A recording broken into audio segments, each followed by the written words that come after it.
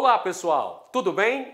Um grande abraço para você ligado aqui no LAC Concursos, o maior site de videoaulas do Brasil, quiçá das Américas. E como vocês bem sabem, galera, para desespero da concorrência, tio Ed tá na área e se derrubar é pênalti. E a gente tá junto na melhor preparação em história de Mato Grosso que você já teve em toda a sua vida, com as melhores aulas muito bem fundamentadas, contextualizadas daquele jeito, para você ficar competitivo e ter um grande desempenho e buscar a sua tão sonhada aprovação. É com a gente do LAC Concursos.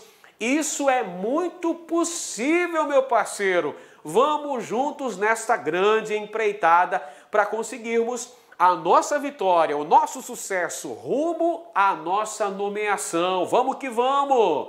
E hoje temos mais um tema muito bom, um tema importante que vai contribuir de maneira significativa para o seu aprendizado. Você pode ter certeza disso. Um tema muito importante, é outro tema bastante recorrente nas provas de concursos públicos que abrangem a temática de história regional. Eu estou falando sobre o fenômeno do coronelismo, o coronelismo em Mato Grosso, que vigorou durante o período da chamada Primeira República. A Primeira República, que também é conhecida como República Velha. Período que vai de 1889, com o advento da proclamação, até 1930, quando tivemos a famosa Revolução de 1930, que conduziu Getúlio Vargas à presidência da República. Durante a Primeira República, ocorreu o fenômeno político do coronelismo, que era basicamente o poder exercido pelos grandes proprietários de terra, os chamados coronéis, que controlavam os seus agregados, ou seja, as pessoas que moravam nas terras do coronel, que moravam ali naquelas cercanias, que dependiam de maneira direta ou indireta dos benefícios, dos favores do coronel. Então havia uma relação de clientelismo entre o coronel e o eleitor. O coronel fornecendo alguns favores para os eleitores que em troca eram obrigados a votar nos candidatos indicados pelo coronel. E havia também uma relação de violência.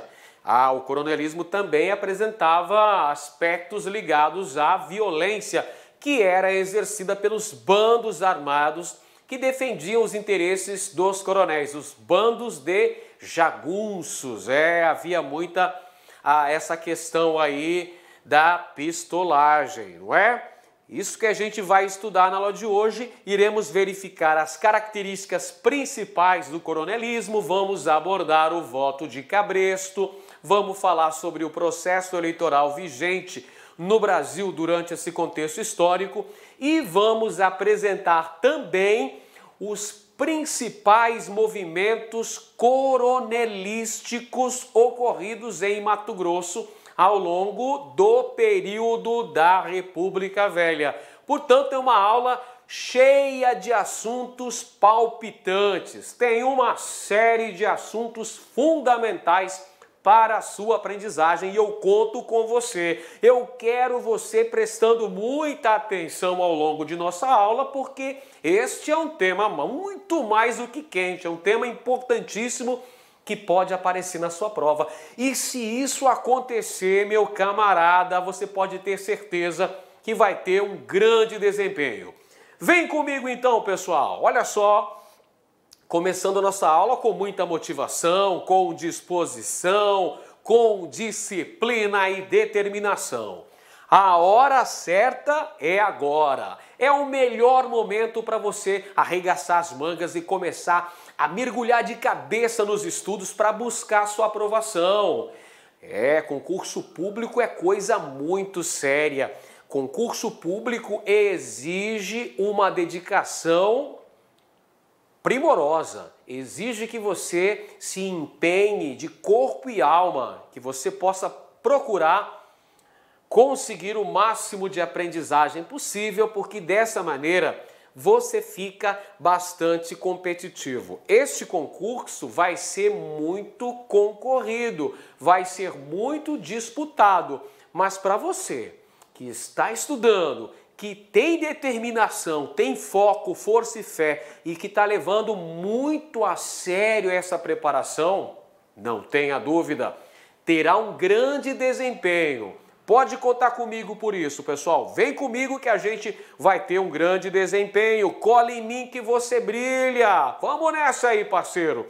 Então a gente vai falar sobre o fenômeno do coronelismo, esse importante fenômeno político e social que caracterizou o Brasil durante as primeiras décadas do período republicano. A gente se recorda de aulas anteriores que a proclamação da República no Brasil aconteceu em 1889.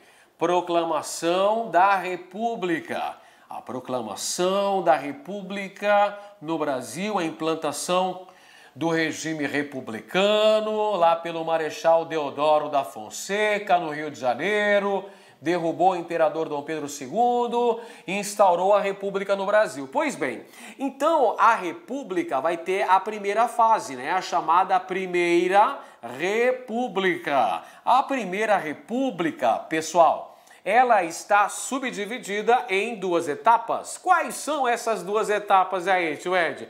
A primeira etapa é denominada de República da Espada. República da Espada, o período que vai de 1889 até 1894. Por que República da Espada aí, tio Ed? Por que essa denominação? Porque os dois primeiros presidentes da República no Brasil eram militares. O primeiro foi o Marechal Deodoro da Fonseca. E o segundo, quem foi mesmo? O Marechal Floriano Peixoto, que a propósito tinha sido presidente da província de Mato Grosso. É isso aí. O cara morou em Cuiabá antes de ser presidente da República. Mas isso é um outro assunto. Primeira fase da Primeira República chama-se República da Espada. Segunda fase, como é que é chamada mesmo, pessoal? Vamos revisar? República das Oligarquias ou República Oligárquica. República das Oligarquias, também conhecida como República do Café com Leite. Nessa fase nós temos o predomínio político dos dois principais estados brasileiros, São Paulo e Minas Gerais, que praticamente vão se revezar, vai ter uma aliança política, um acordo oligárquico entre esses dois estados que vão controlar a política nacional.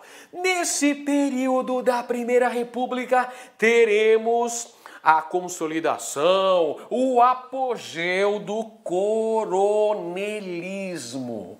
Coronelismo, fenômeno político que marcou o cotidiano brasileiro durante a República Velha, a Primeira República. Então eu começo falando para vocês a definição de coronelismo. Coronelismo se constituiu num fenômeno político-social que teve como apogeu a Primeira República no Brasil. O período que vai de 1889 até 1930, onde o coronel era o grande chefe político local. Olha aqui o coronel que eu trago na imagem para vocês aqui, pessoal. Coronel, o grande proprietário de terras. Ele é que mandava prender e mandava soltar, era o manda-chuva local. O coronel tinha um grande poder econômico em suas mãos e através desse poder econômico ele também tinha uma projeção política, na medida em que ele conseguia controlar aquela galera toda aquela rapaz e toda aquela população dependente de seus favores. Perfeito? Então, através desse clientelismo, através desse assistencialismo, o coronel fazia troca de favores. De um lado, os benefícios que o coronel dava. Na outra mão tinha o quê? Tinha o voto que os eleitores eram obrigados a dar para os candidatos que o coronel indicasse. Não se esqueça que tem um aspecto muito importante nesse período, pessoal, que é o chamado voto de cabresto. Voto de cabresto. Porque o voto naquela época não era secreto. O voto era aberto, também chamado de voto a descoberto. Ou seja, todo mundo sabia em quem você votava, meu parceiro. Todo mundo ia saber se você votava na situação ou se você votava na oposição. Porque o voto não era protegido. Isso facilitava e muito a manipulação exercida pelos chefes políticos. Pelos chefes políticos locais. Quem que eram eles? Eram os coronéis. Os coronéis, grandes proprietários de terra ou grandes comerciantes que vão usar o chamado assistencialismo. O que é esse assistencialismo, hein, professor? São estratégias paternalistas. O coronel tinha esse grande poder nas mãos, pessoal, porque o coronel, olha só, não é exagero quando eu disse que o coronel mandava prender e mandava soltar. Galera, o coronel escolhia o delegado da cidade, o coronel indicava os funcionários públicos, é isso mesmo. Naquela época não existia esse processo pelo qual você está estudando, chamado concurso público. Naquela época, meu amigo, para você ter um cargo público, para você ser um servidor público, você precisava ter QI. Se você não tivesse QI, você não conseguia trabalhar na máquina pública. QI, quem indica, né? Se você não tivesse um pistolão, não é? Se você não tivesse um costa quente, um poderoso que pudesse colocar você ali naquele cargo, você não ia ocupar aquele cargo. Então o coronel, ele concedia uma série de favores. O coronel financiava festas populares, né, como por exemplo festas de santo. O coronel batizava os filhos de seus agregados. O coronel conseguia remédios. O coronel conseguia uma professorinha para dar aula no grupo escolar, para ensinar as crianças. Olha só, o coronel apresentava-se como uma espécie de benfeitor, só que, na verdade, tudo isso eram políticas assistencialistas que consistiam em estratégias. Qual que é a estratégia? A estratégia paternalista, apresentar o coronel como um grande líder, um benfeitor, uma espécie de grande pai, e esperando que a população fossem os filhos do coronel. E os filhos têm que obedecer ao pai, não é isso? E como é que se daria essa obediência? Essa obediência se daria basicamente através do voto. Do voto, exatamente. Então o coronel queria buscar o controle social, manter o controle daquela galera toda, pessoal, manter o controle daquela população. Por isso que a gente está falando que o coronel era um grande chefe político local. Tá conseguindo acompanhar o raciocínio? Não é difícil, né? Da gente perceber tudo isso. E havia uma violência recorrente, pessoal. Percebeu? O coronelismo tinha duas faces. De um lado, uma face pacífica, naquela troca de favores, nesse verdadeiro toma lá da cá, esse assistencialismo, esse clientelismo. O coronel fornecendo uma série de favores para os eleitores em troca de voto. Só que aqueles que desafiassem o poder do coronel, meu querido, aí a giripoca piava, não é mesmo? Aí entrava a violência, e a violência se dava através da ação dos bandos armados que defendiam os interesses do coronel. Aí entrava, olha, a pistolagem, galera. Entravam os jagunços, os pistoleiros, os bandos armados, esses verdadeiros exércitos particulares que defendiam os interesses do coronel. Aí que tá a questão, pessoal. A violência era recorrente também. E temos aqui o curral eleitoral. Olha só, outro termo muito importante no que tange à ação do coronelismo. Eu falei alguns termos importantes, né? Coronel. Quem que era o coronel? O coronel era o chefe político local, geralmente um grande proprietário de terras. Voto de cabresto era o quê? Era o voto controlado, o eleitor obrigado a votar nos candidatos do coronel, porque o voto não era secreto. Olha um outro termo importante, curral eleitoral. Curral eleitoral era o número total de eleitores controlados pela ação do coronel.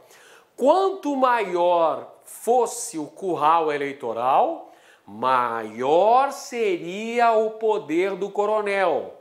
Se o coronel controlava, digamos, 1000 eleitores, ele tinha um grande poder.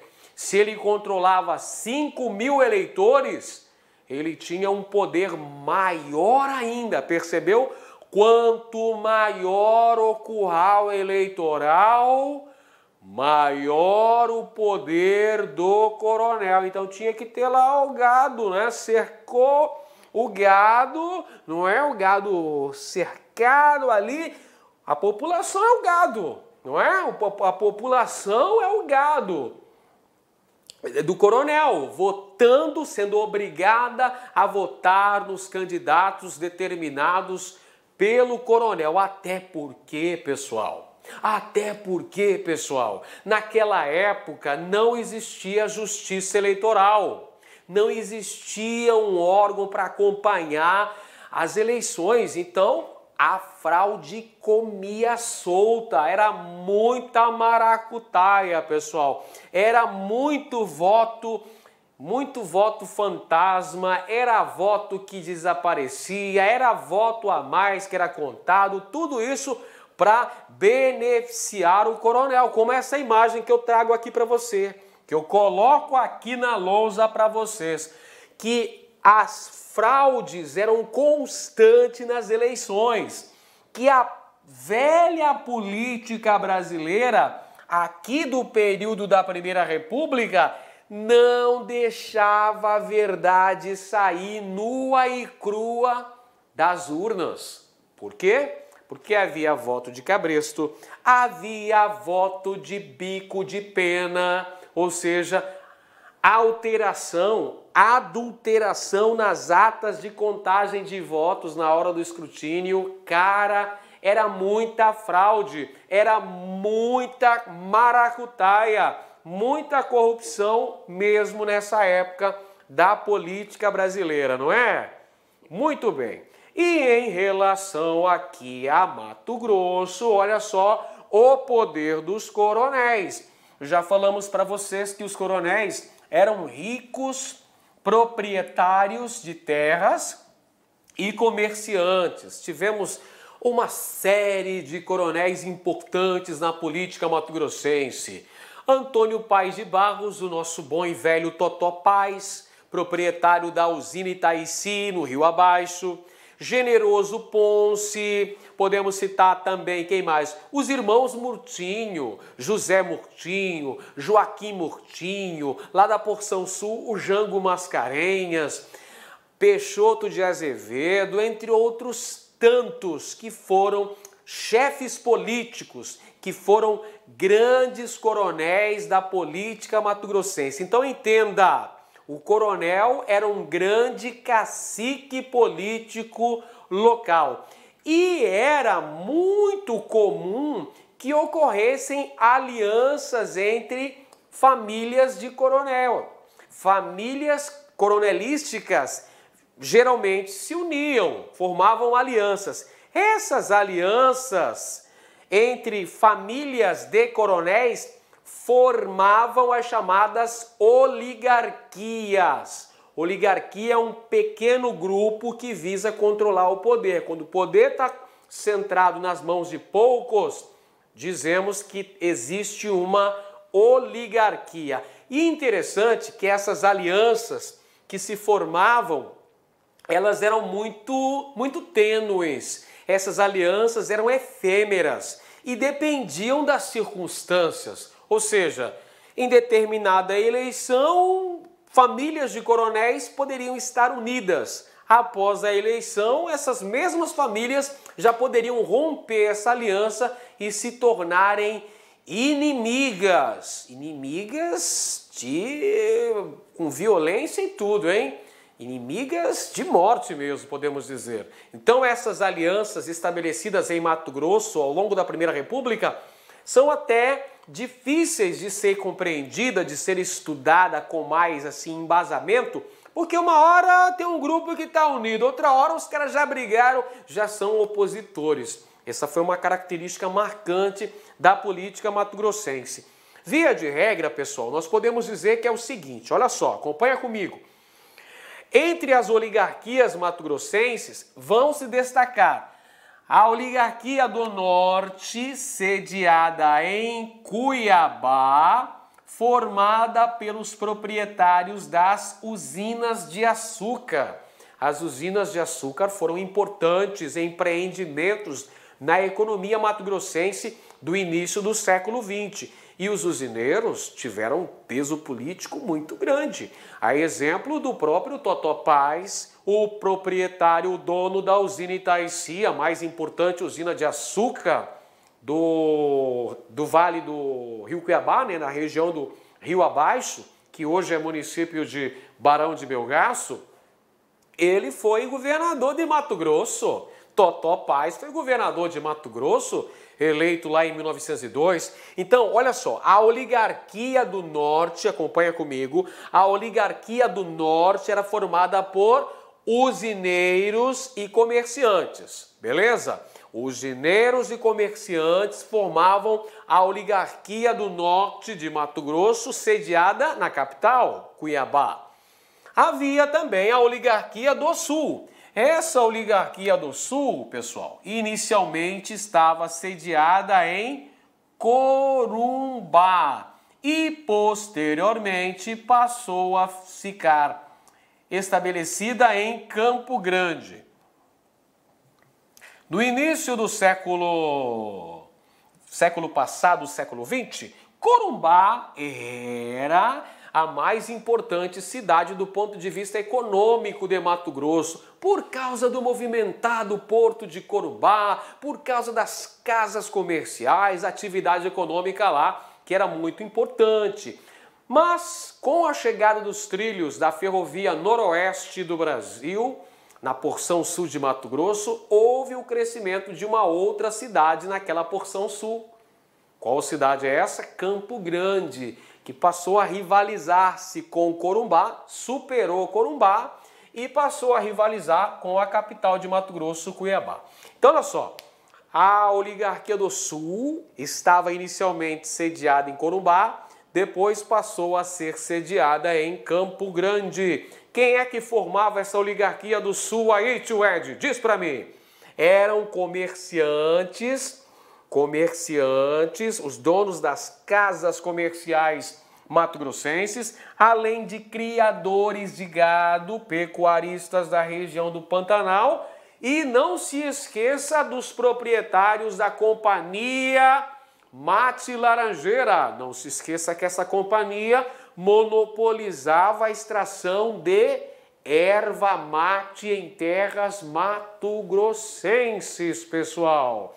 E ao longo desse processo histórico da República Velha aqui em Mato Grosso, tivemos diversas ações de violência política que, via de regra, geravam uma série de conflitos, muitas vezes conflitos sanguinários aqui em terras mato-grossenses, caracterizadas pelo coronelismo e pelo banditismo. É por essa razão que, para alguns historiadores, Mato Grosso passou a ser encarado como um espaço espaço de violência, uma terra praticamente sem lei, uma terra onde vigorava a lei do artigo 44, ou seja, do calibre 44, meu parceiro.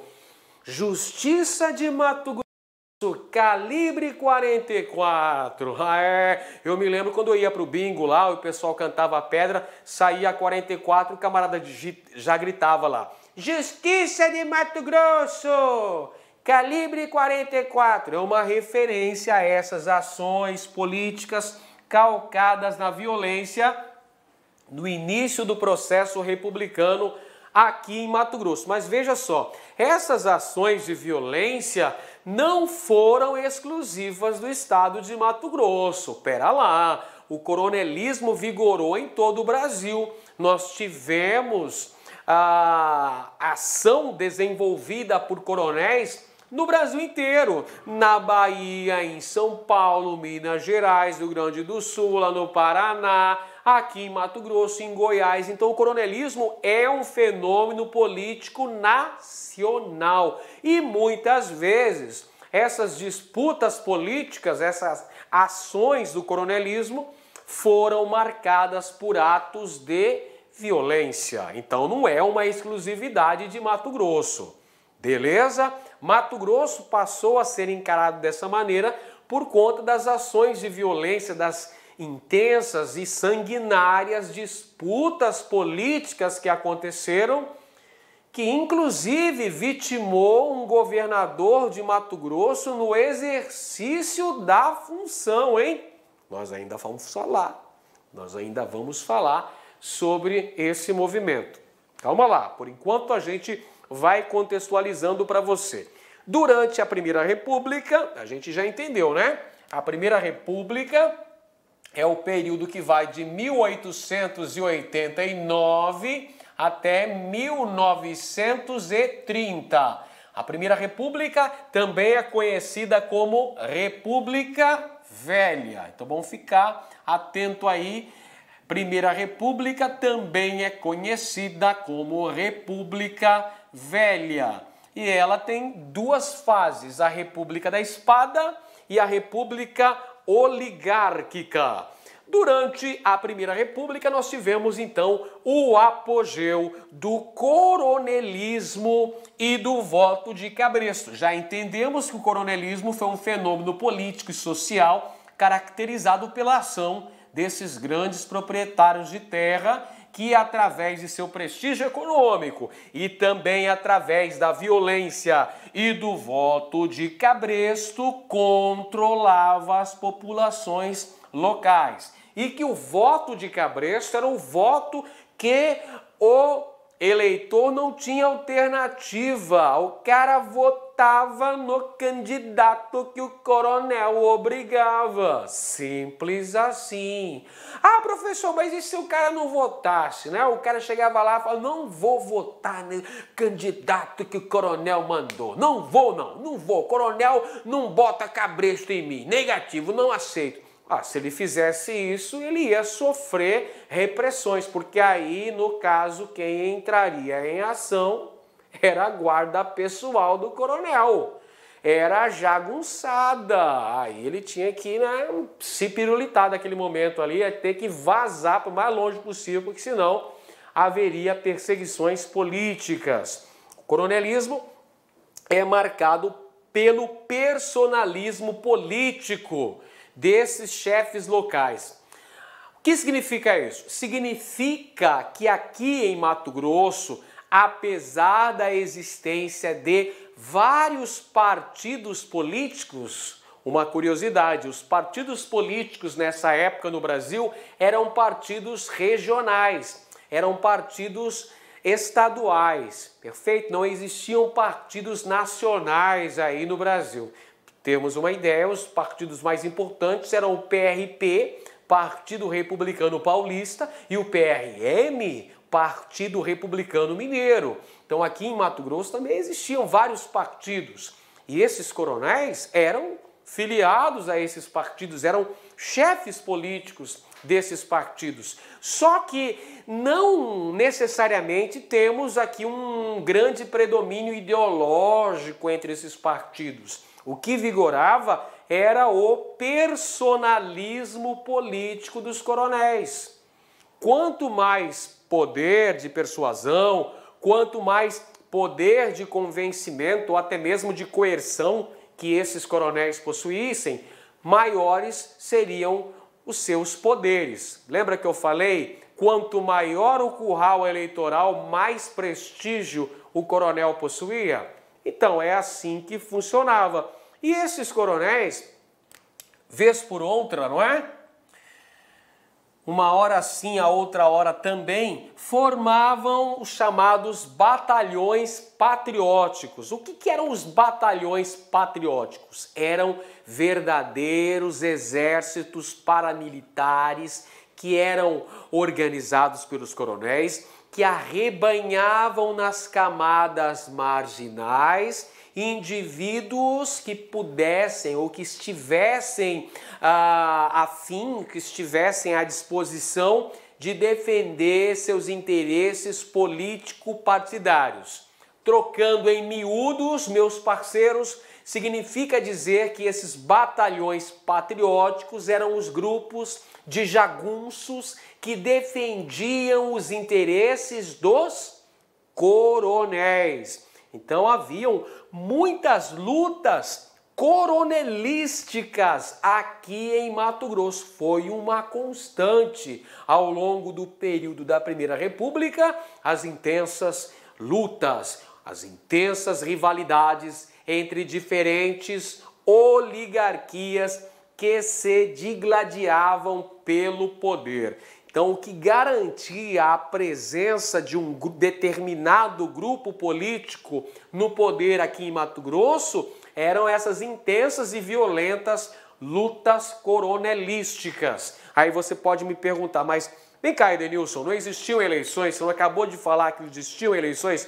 Sim, eleição era só para constar, né, pessoal? Eleição era uma mera formalidade, até porque a grande maioria dos eleitores era usada como massa de manobra nesse processo. O que estava em jogo, diz para mim, eram os interesses das camadas menos favorecidas ou eram os interesses político-partidários e econômicos das elites? Claro que eram as elites com seus interesses econômicos e políticos que davam as cartas do jogo eleitoral no Brasil nesse contexto histórico. Então, olha aí, os eleitores eram usados como massa de manobra, como gado aí, pessoal. Exatamente, como um verdadeiro gado. Não é à toa que é o voto de cabresto aí que vigorava no Brasil nesse período. E olha só a outra curiosidade.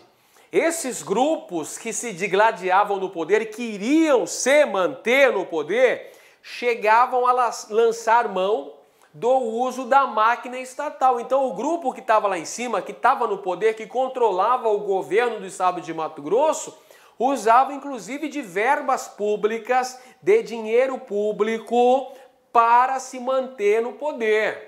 Porque veja, manter aqui esses batalhões patrióticos, formar aí esses verdadeiros exércitos paramilitares, isso demandava dinheiro, né? Para financiar essa luta contra os coronéis rivais. Então quem estava lá em cima, quem estava no poder, não tinha o menor pudor de usar dinheiro público para custear essas contendas, essas lutas coronelísticas aqui em Mato Grosso, no período que temos o domínio exercido pelos coronéis e pela ação de bandos e bandidos em Mato Grosso. Além do coronelismo, que também tem a sua face marcada pela violência exercida por coronéis e seus bandos armados,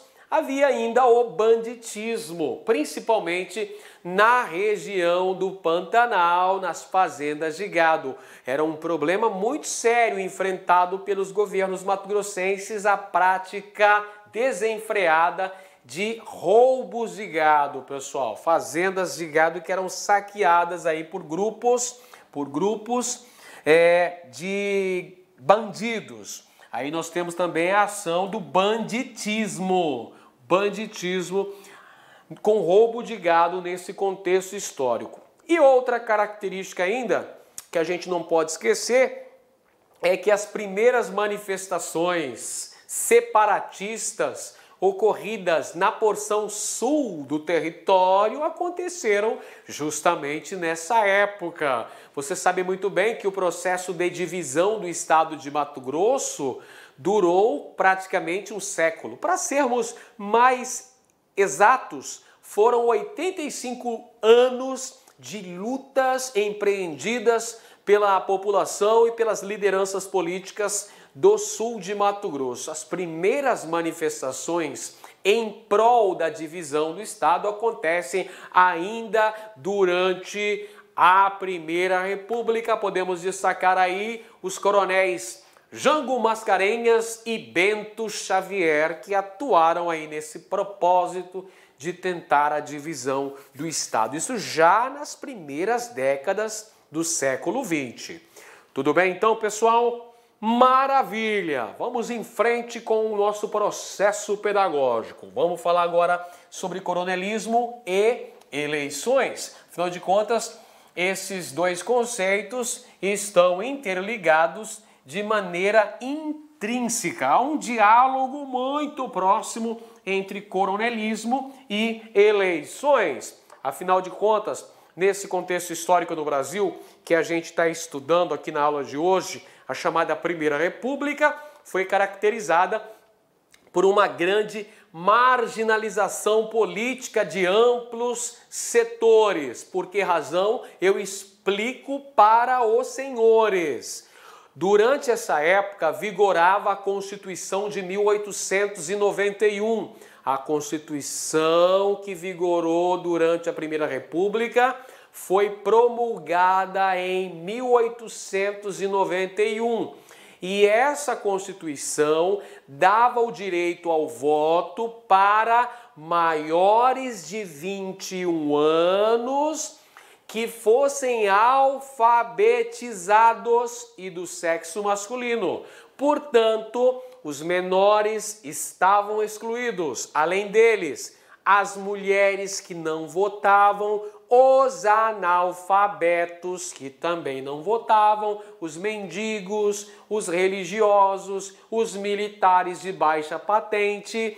Isso significa aí, meu parceiro, que pouquíssima gente votava no Brasil, que não chegava a 10% da população, os chamados cidadãos ativos. Cidadãos ativos eram aqueles que tinham o direito à participação política, direito a votar. Então nós temos uma marginalização política de amplos setores no Brasil.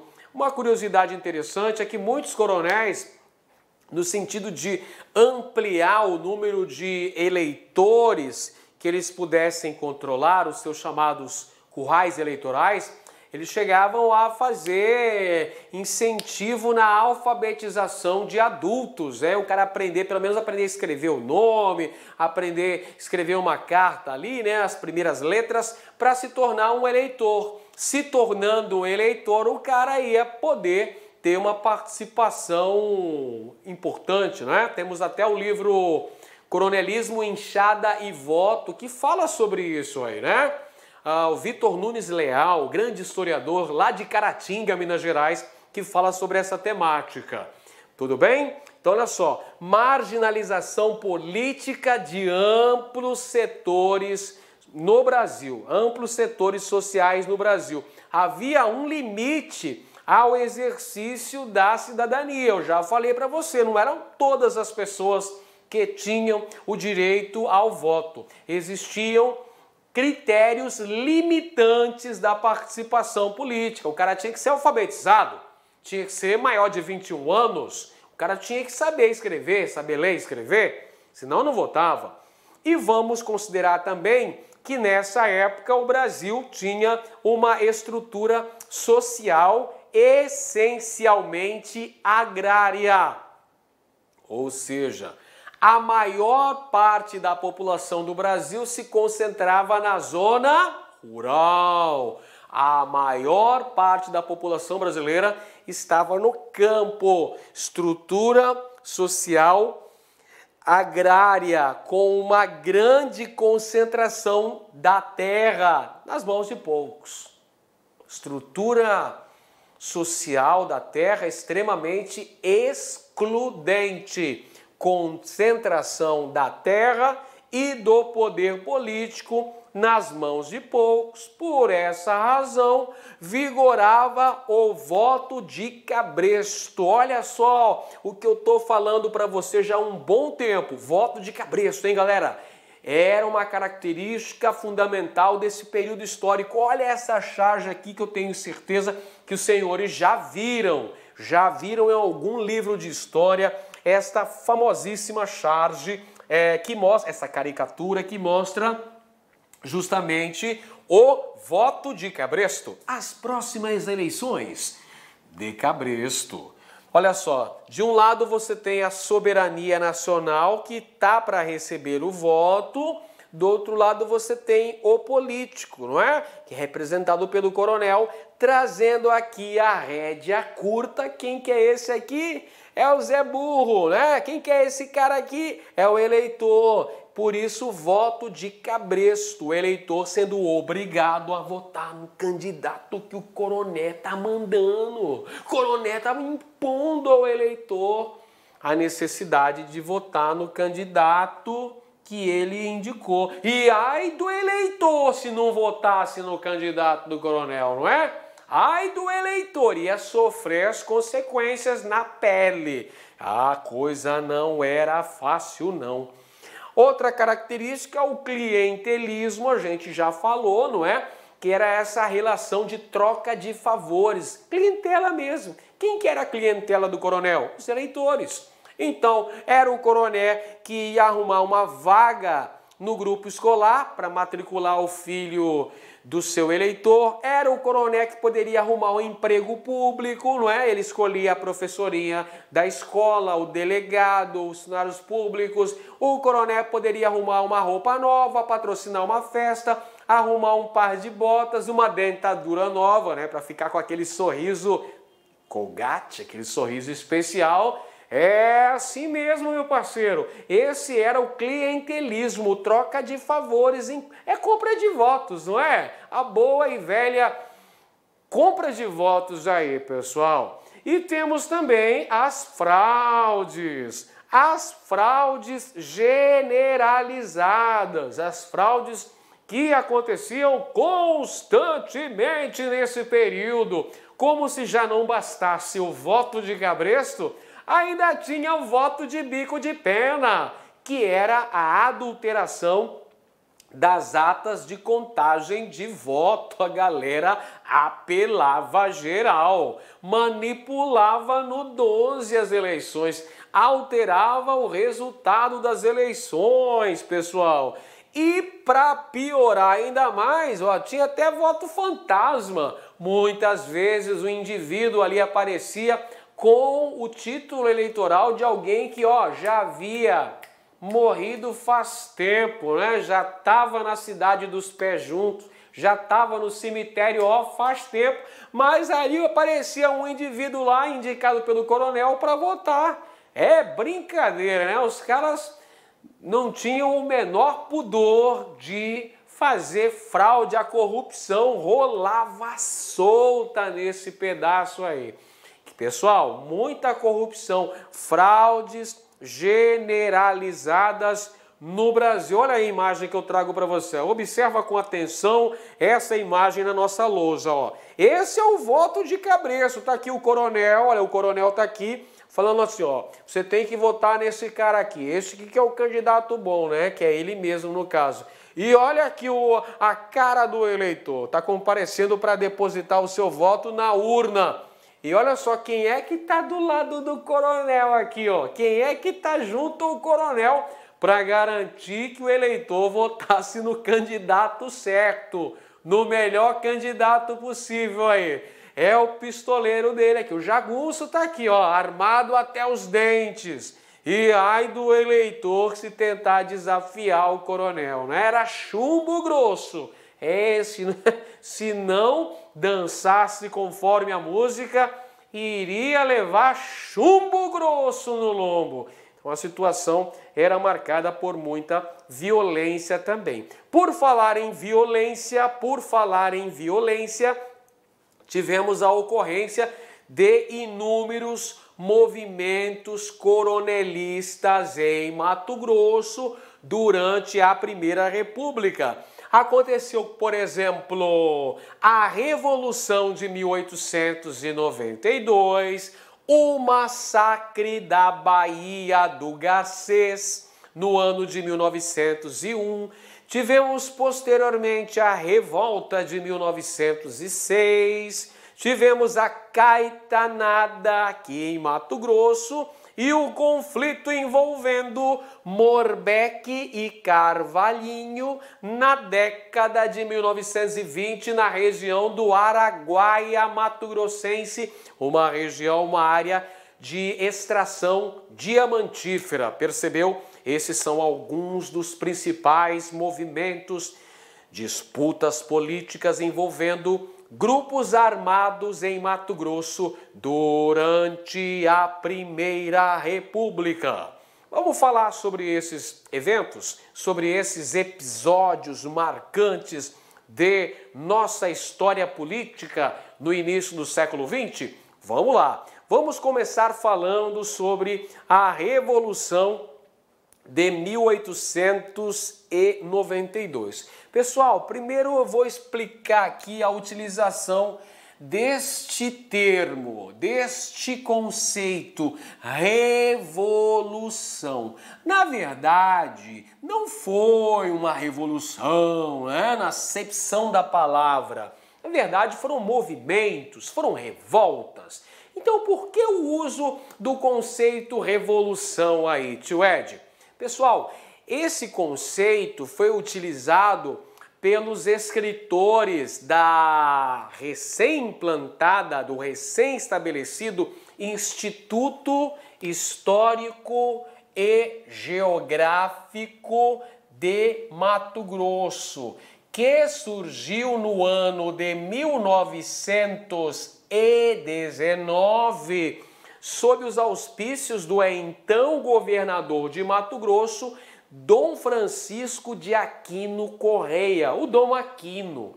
Dom Aquino, que foi arcebispo de Cuiabá e foi também governador de Mato Grosso. A criação do Instituto Histórico e Geográfico de Mato Grosso se deu por ocasião do bicentenário de Cuiabá. E aí, muitos escritores compilaram aspectos relacionados à história de Mato Grosso e resolveram denominar alguns desses episódios como revolução. Na verdade, são revoltas, são movimentos armados, mas que para ganhar assim, um relevo maior, não é?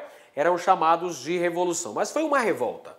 Revolução de 1892 foi liderada por oligarquias do sul de Mato Grosso, na região de Corumbá. Esta revolta aconteceu durante o período que sucede a renúncia do primeiro presidente da República do Brasil, que foi Deodoro da Fonseca.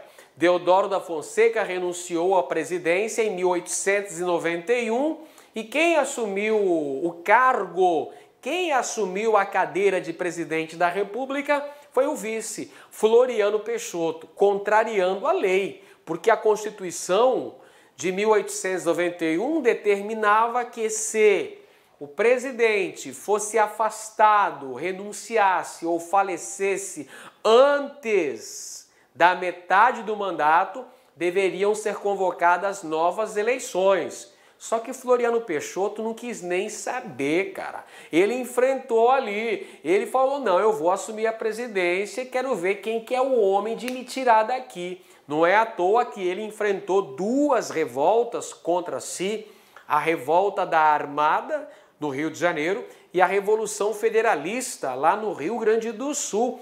E o Marechal Floriano Peixoto, aquele mesmo que havia sido presidente da província de Mato Grosso anteriormente, ele é conhecido como o Marechal de Ferro e o consolidador da República no Brasil. Então, olha só, a Revolução de 1892, galera, é uma repercussão desse processo conturbado que estava acontecendo no Rio de Janeiro, em relação à renúncia de um presidente, o caso o Deodoro, e a